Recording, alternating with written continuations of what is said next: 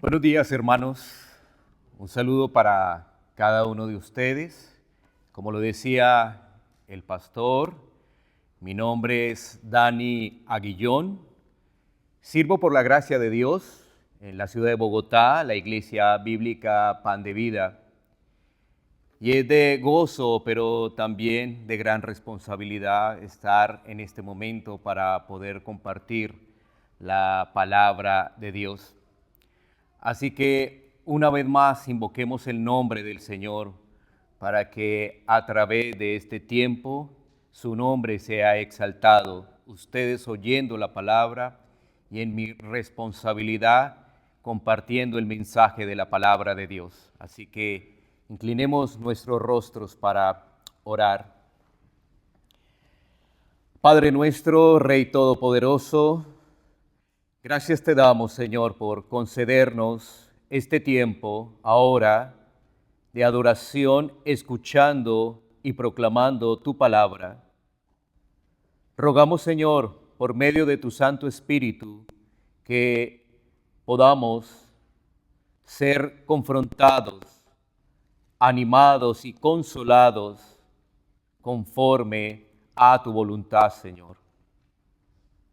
Ayúdanos, Señor, a cada uno de nosotros a recibir esa gracia y concédeme, Señor, en medio de mis debilidades, el poder hablar de tu grandeza, de tu poder, Señor, y que solamente en Cristo hay salvación. Gracias te damos, Señor, y en Cristo Jesús oramos. Amén. Bueno, mis hermanos, el título de este mensaje es Señales de una iglesia sana. Señales de una iglesia sana. Cuando hablamos de una persona que está enferma, inmediatamente llega a nuestra mente es qué tipo de enfermedad está padeciendo. Y también podemos pensar cómo esa persona puede buscar el medicamento adecuado, por supuesto, yendo al médico. Ahora, si llevamos esta pequeña ilustración a la iglesia a nivel general, esto debería llevarnos al razonamiento si la iglesia está padeciendo alguna situación que la haga ver enferma. Ahora, si está enferma, pues saber cuál es la medicina indicada para afrontar esta situación y pensar en las correcciones respectivas. Bueno, esos pensamientos nos deben llevar a pensar cuál es la realidad de la iglesia en la actualidad. A manera de introducción, muchas iglesias dicen ser iglesias, pero han perdido el norte de las escrituras y sus enfermedades radican en mensajes que se centran en el hombre y no le dan la gloria a Dios.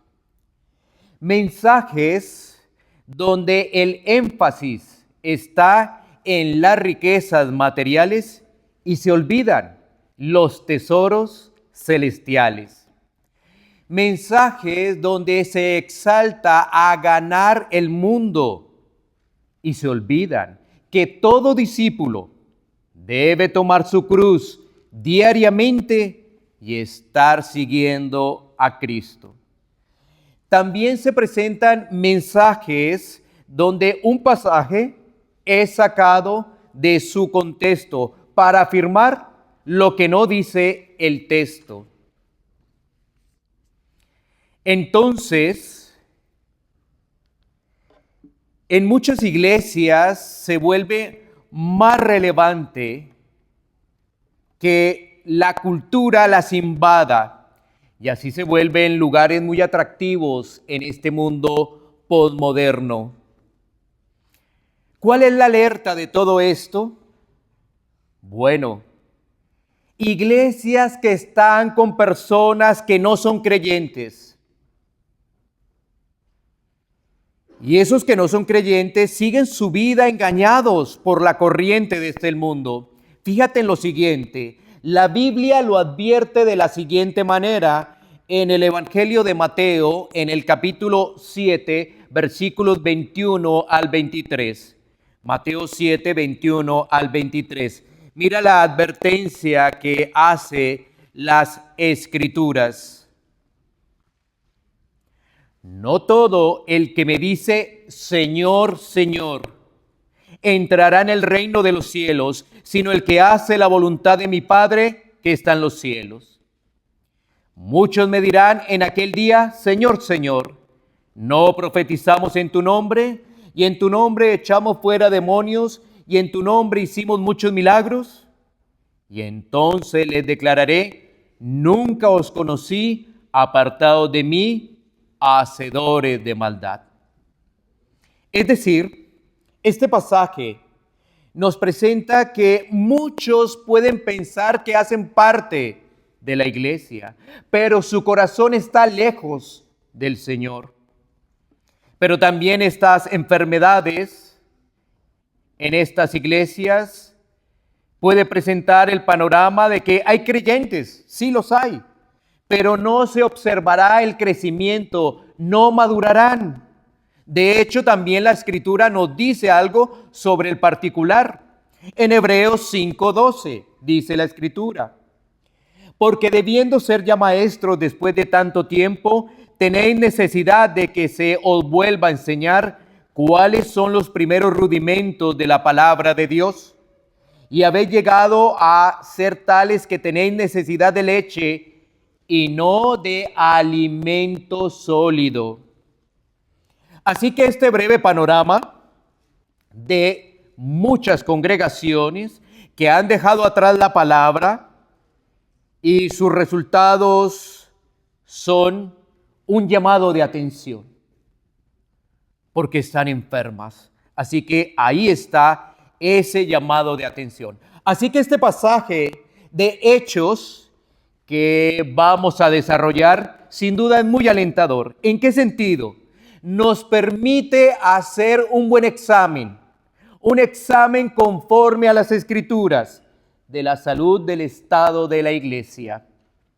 En este pasaje encontramos señales preciosas de una iglesia rendida ante Jesucristo. Quiera el Señor, por medio de esta predicación, traer esa exhortación, correcciones y ánimo a cada uno de nosotros. Entremos en el pasaje. Miremos cuáles son esas señales de una iglesia sana. Así que vamos a ir nuevamente a nuestro pasaje y a detenernos en el versículo 41. Hechos 2, 41. Volvámoslo a recordar, dice la Escritura. Así que los que recibieron su palabra fueron bautizados y se añadieron aquel día como 3,000 personas. Para hablar de este versículo que vamos a desarrollar, pues es muy importante analizar el contexto. Recordemos, los pasajes debemos mirarlos en su contexto. Esto es algo fundamental para el estudio de las Escrituras. ¿Y qué nos muestra el contexto de este pasaje? Nos está mostrando a Pedro, que está allí en su primer discurso en Pentecostés. Y este discurso tiene palabras impactantes, ya que van acompañadas con el poder del Espíritu Santo. Miremos algunos detalles. 1. Pedro llama la atención con sus palabras a los judíos y a todos los que habitan en Jerusalén. Hechos 2:14. 2. Pedro trae a consideración el Antiguo Testamento en varios momentos de su discurso. 3. Pedro afirma categóricamente que Jesús Nazareno fue aprobado por Dios, pero que los israelitas lo mataron. Hechos 2:23. 4. Pedro manifiesta que Jesús resucitó y que ellos son testigos de esta gran verdad. Hechos 2:32. 5. Que a Jesús, a quien ellos crucificaron, Dios le ha hecho Señor y Cristo. Hechos 2:36. Aquí, como ustedes han notado, he sacado algunos puntos dentro del discurso que desarrolla el apóstol Pedro para introducirlos en el contexto. Y miren que de estos 5 encabezados que acabé de mencionar, podemos establecer lo siguiente. Esto nos permite ver cómo el Antiguo Testamento se cumple en el Nuevo Testamento. Grandes verdades, la unidad de las Escrituras. También podemos observar que Dios diseñó y ejecutó un plan salvífico. Dios es soberano y Él actúa conforme a su perfecta voluntad. Que Cristo es el centro de las Escrituras. Cristo es el centro de todo. El deber de nosotros es dar honor y gloria al Dios Trino. Y que también podemos ver en este discurso de Pedro que el hombre es culpable. El hombre está muerto en delitos y pecados. El hombre por el pecado no ve su condición natural. El hombre por el pecado está sordo, está ciego espiritualmente. Y frente a ese panorama que están escuchando allí los receptores del discurso de Pedro, ¿sabes qué? Se presenta una declaración de las personas que están escuchando en Hechos 2:37.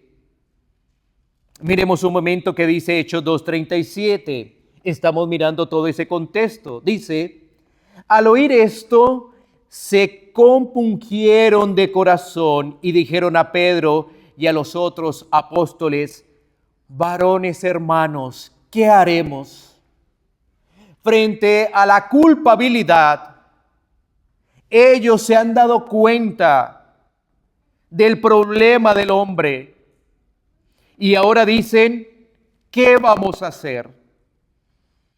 Esto lo dicen gracias a que Dios, por medio del Espíritu Santo, había traído convicción de pecado, para que así saliera esa pregunta, ¿qué haremos? Ya que, ¿sabes qué? Hace algunos días atrás, esas mismas personas que habían dicho, ¿qué haremos?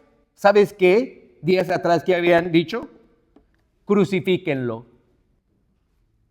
En Lucas 23:18, mira lo que dice la Escritura en Lucas 23:18. Mas toda la multitud dio voces a una diciendo, fuera con este y suéltanos a Barrabás. Hacía algunos días atrás, muy posiblemente esos de esa multitud ahora estaban escuchando el discurso de Pedro. Habían cambiado de opinión. Pero ¿cómo es esto? ¿Cómo es posible que esto se diera? Gracias a la obra de Dios por medio del Espíritu Santo que los ha convencido de pecado. No hay otra forma. Es Dios obrando, porque recuerda que el hombre sin Dios está muerto en delitos y pecados. Solamente Dios puede abrir el corazón del hombre.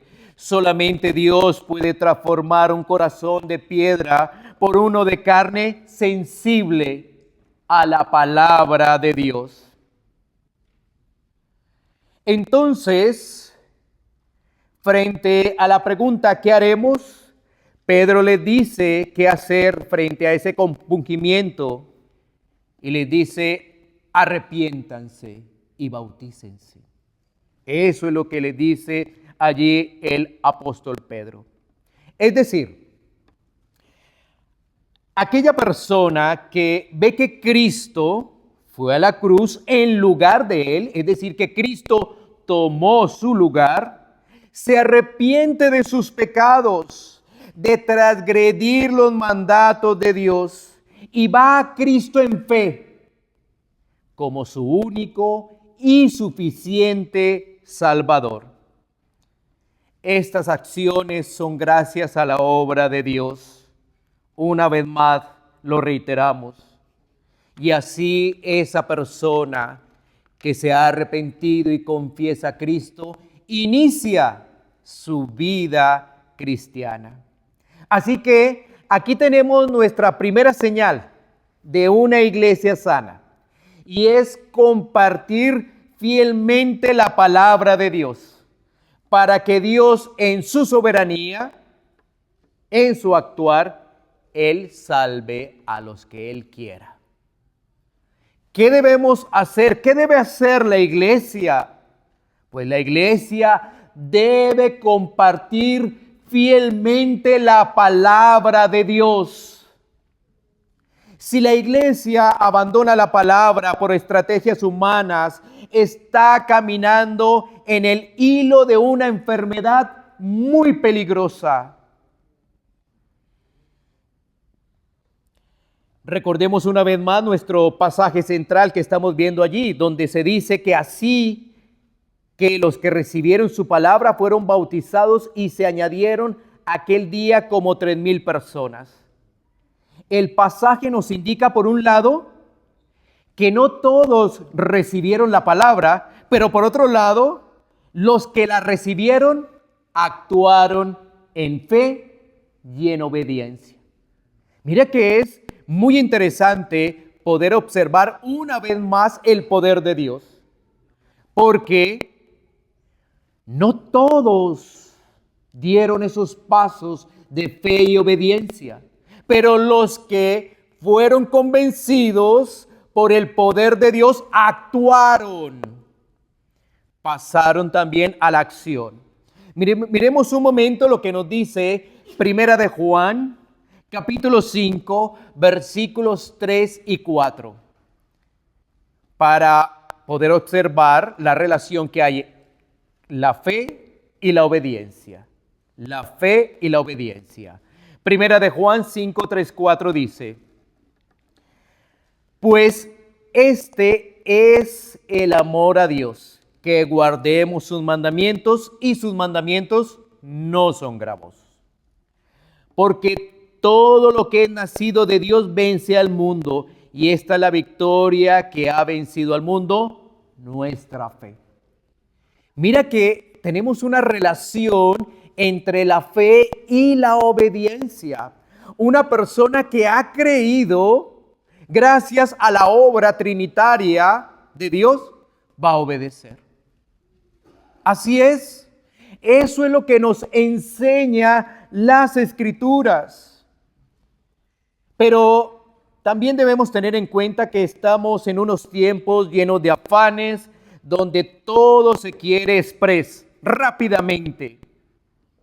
Y es por eso también que hay muchas personas que quizás por una emoción o por hacer lo que hacen los demás, dicen que creen, se bautizan, pero no tienen convicciones reales de que son pecadores y solo observan al cristianismo como una moda más. Por eso, una vez más, resaltamos la importancia de exponer las Escrituras, ya que ellas nos hablan del pecado, pero también nos hablan de la grandeza de Dios, de la justicia de Dios y la misericordia de Dios, al enviar a su Hijo a salvar pecadores que no tenían ninguna posibilidad de salvación en sus propios méritos. Es por eso que Pedro llama al arrepentimiento y a la acción a través del bautismo. Para un judío de la época, ser bautizado era algo traumático. Generalmente consideraban el bautismo como un rito para los gentiles o para pecadores notorios, no para judíos, ya que ellos se creían buenos. Bueno, ellos se creían buenos entre comillas, ¿no? Debemos recordar que nadie es bueno, dice la palabra de Dios. Pero Pedro predicó con valentía. Dios obró internamente y la iglesia tuvo un fruto de 3,000 miembros. Así que el mensaje de Pedro se resume de la siguiente manera. Ya que Dios ha hecho a Jesús Señor y Cristo, quien juzgará al mundo, los pecadores deben arrepentirse. Muchos de los predicadores de hoy en día tienen buen talento comunicativo y expresan con claridad para utilizar mecanismos emocionales, historias tristes, con enfoques conmovedores, y eso va apoyado con algunos otros elementos como la música ambiental y las luces bajas, y crean un ambiente manipulador. Pues así esas emociones brotan y la persona puede decir, sí, creo en Cristo, pero ¿realmente ha obrado Dios? Recuerda, el deber es predicar la palabra y dejar todo en manos de Dios. Así que teniendo presente nuestro primer punto, ¿cierto? Que es hablar la palabra de Dios, podemos pasar al siguiente versículo, a Hechos 2:42, para identificar varios puntos más que se resaltan en este pasaje. Así que leamos Hechos 2:42. Dice, y perseveraban en la doctrina de los apóstoles, en la comunión unos con otros, en el partimiento del pan y en las oraciones. Aquí vamos a encontrar entonces una comunidad que es impactada por la palabra de Dios. La palabra clave de este versículo nos dice que perseveraban. Y estos perseveraban no en su fuerza, sino en el poder del Espíritu Santo. ¿Perseveraban en qué? En la doctrina. ¿Perseveraban en qué? En la comunión. ¿Perseveraban en qué? En el partimiento del pan. ¿Perseveraban en qué? En las oraciones. Así que ese perseverar va acompañado de la doctrina, la comunión, el partimiento del pan y las oraciones. Todo va acompañado. Miremos el impacto de una predicación que exalta el nombre de Cristo.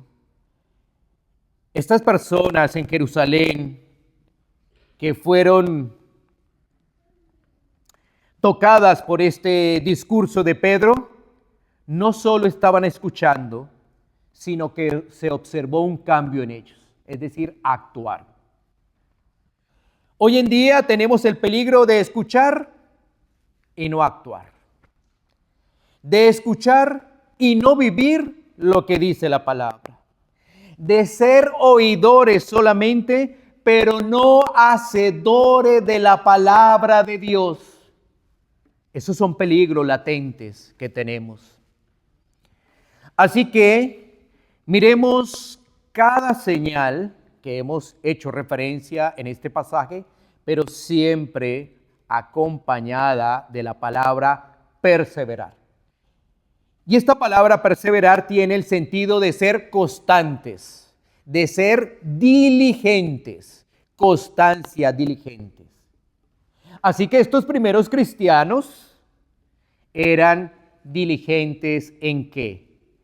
En la enseñanza de la palabra de Dios, es decir, la doctrina de los apóstoles, que tú observas allí en Hechos 2:42.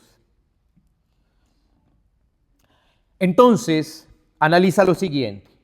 No solamente estos primeros cristianos escucharon el discurso de Pedro, no solamente, sino que ahora se alimentaban de los apóstoles, de la enseñanza de los apóstoles.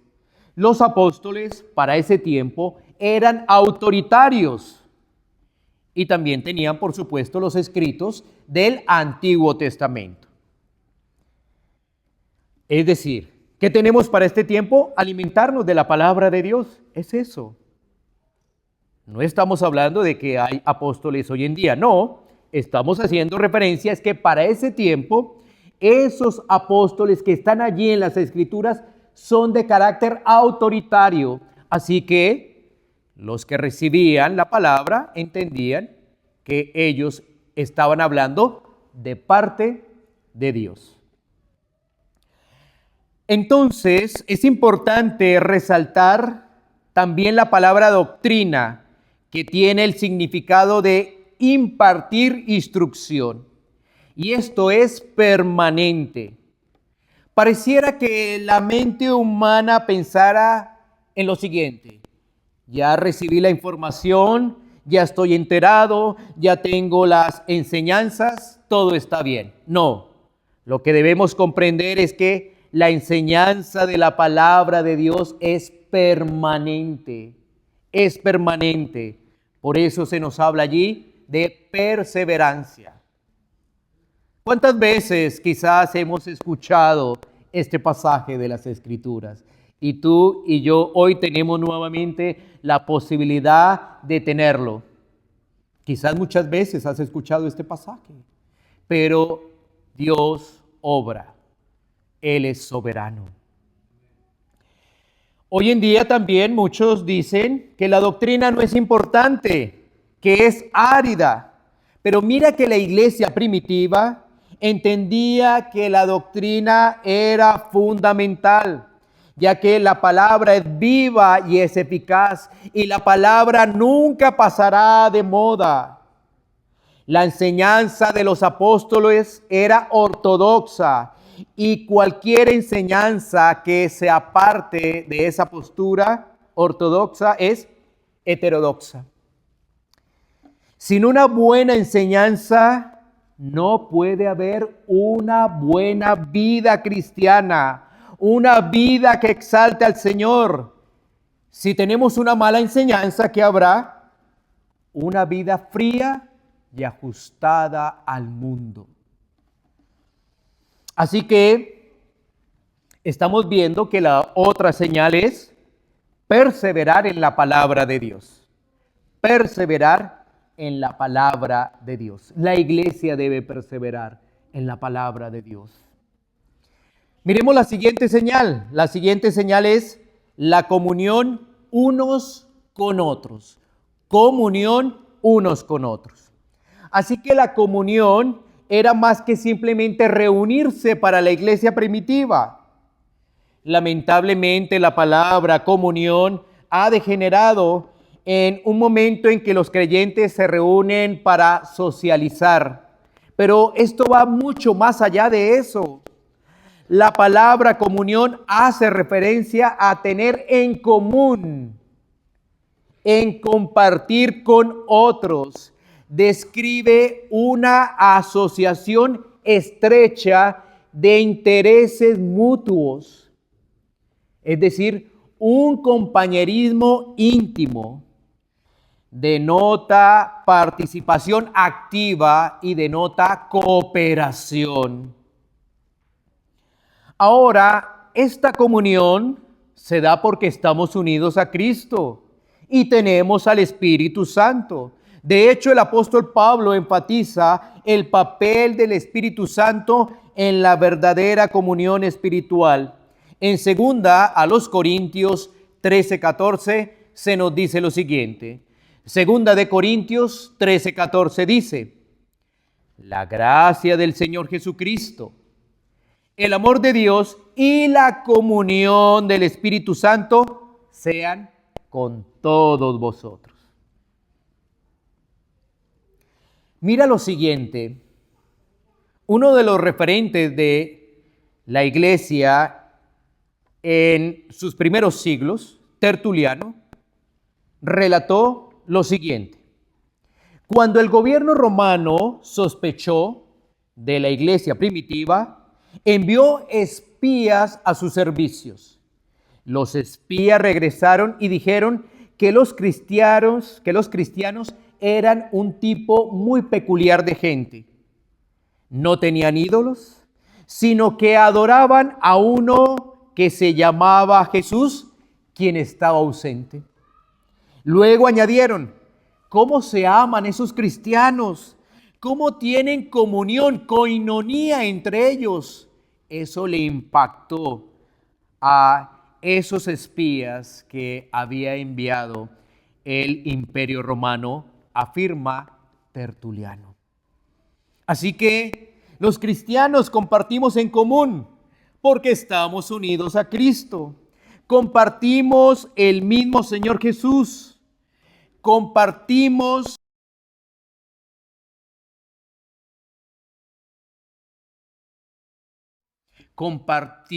el mismo deseo de adorarlo. Compartimos también las mismas luchas. Compartimos también las mismas victorias. Compartimos el mismo trabajo de vivir para Él. Compartimos la misma alegría de hablar del Evangelio a los que no conocen estas verdades. Qué interesante es poder mirar la palabra comunión mucho más allá de un simple evento de socializar, porque estamos hablando de que esa palabra comunión nos lleva a vivir para Cristo y a reflejar ese amor. Entonces, una iglesia bíblica, una iglesia sana, comparte entre hermanos y disfruta de la comunión.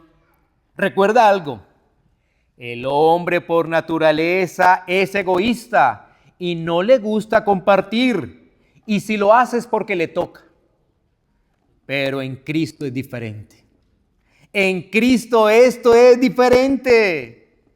En Cristo es gozo poder ver a los hermanos, compartir con ellos, experimentar esa comunión. Es un privilegio que el Señor nos concede. Ahora recuerda, hay que perseverar en la comunión.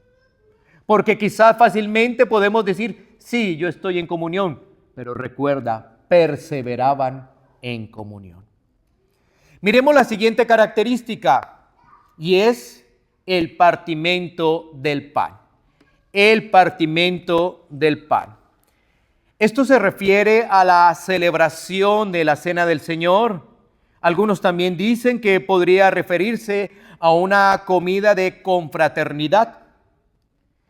Sin embargo, nosotros hacemos referencia allí a la Cena del Señor instituida por nuestro Señor Jesucristo, y observamos entonces cómo la iglesia persevera y cómo la iglesia avanza en el entendimiento de las Escrituras y empieza a practicar la Cena del Señor. Recordemos la Cena del Señor como ese memorial, como ese medio de gracia. Es algo que la iglesia debe practicar. ¿Y por qué lo practica? Porque la iglesia está unida a Cristo y sigue las enseñanzas de Cristo.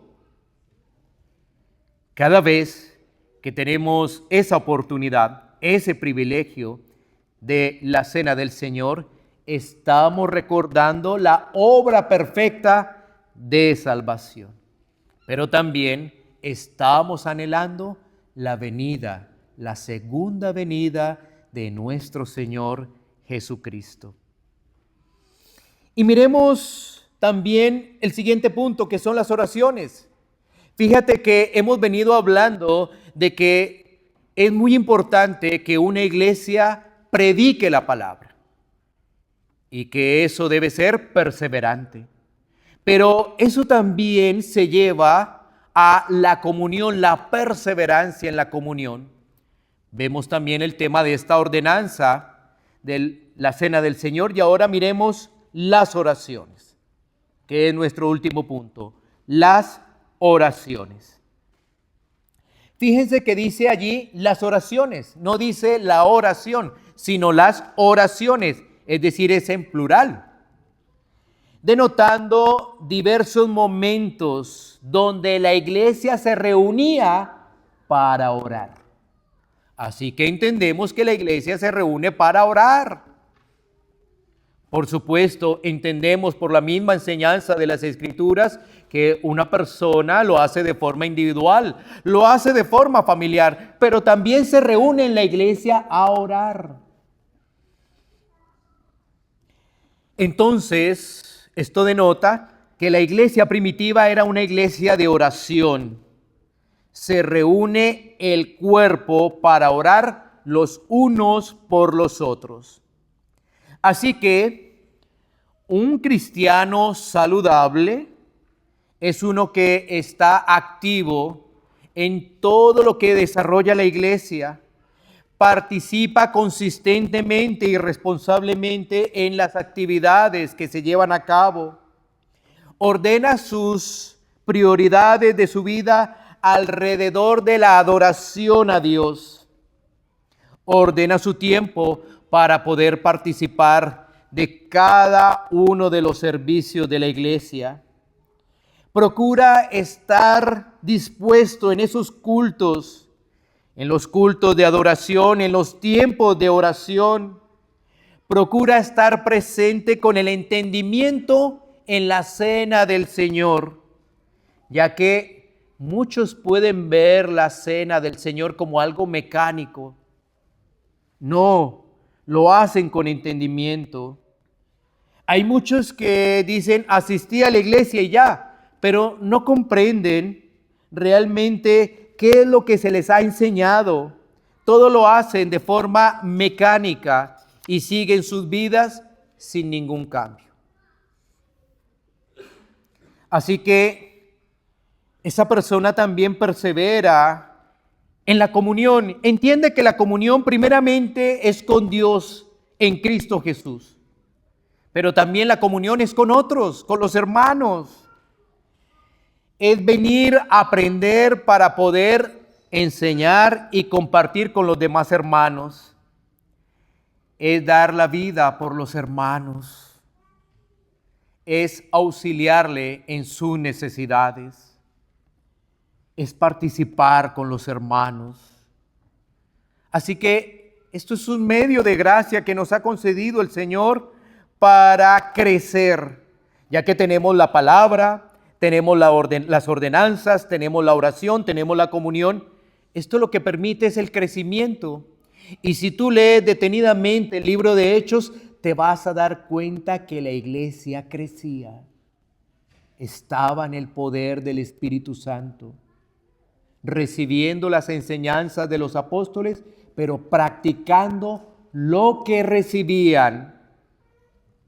Así que no son estrategias de hombres, es volver a la palabra de Dios, es dejar el resultado al Señor.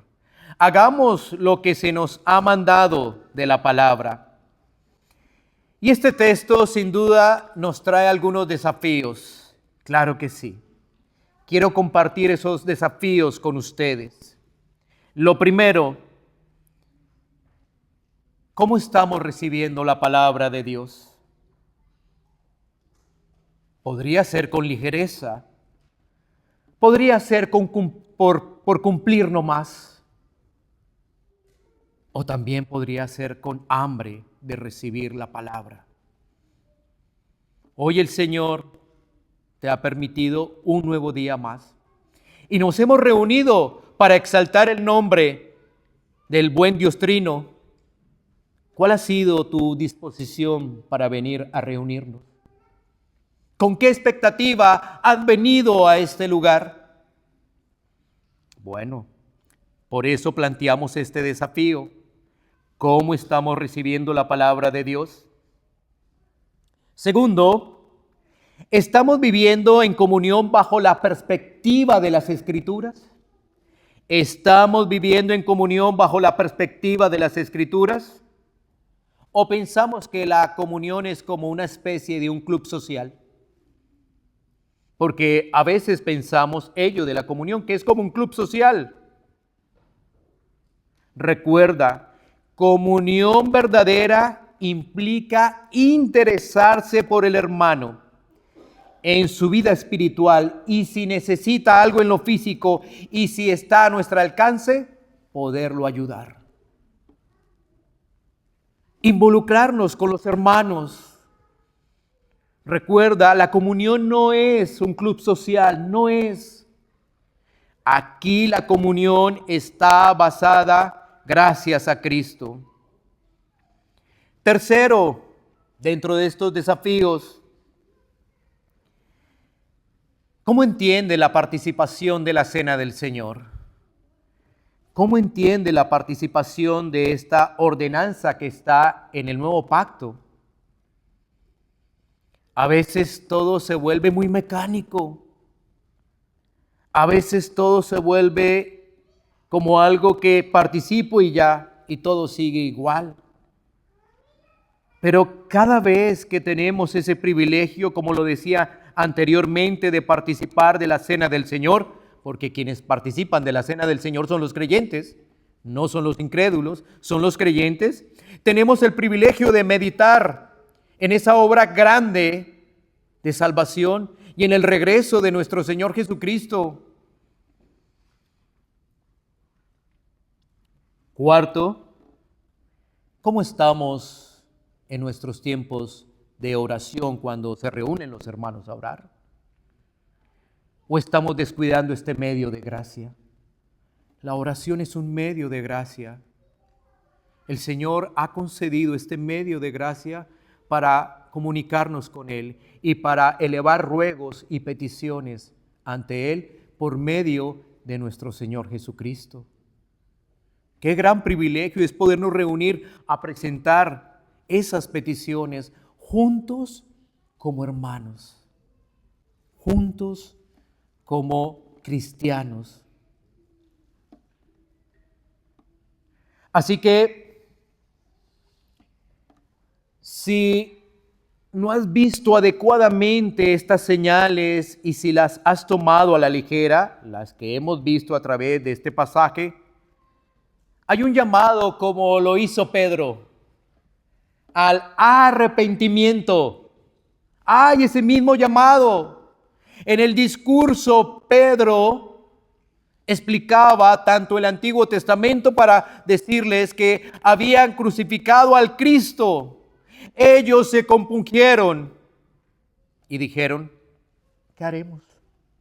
Así que hay un llamado al arrepentimiento si no estamos actuando diligentemente en esa comunión y avanzando en estas señales.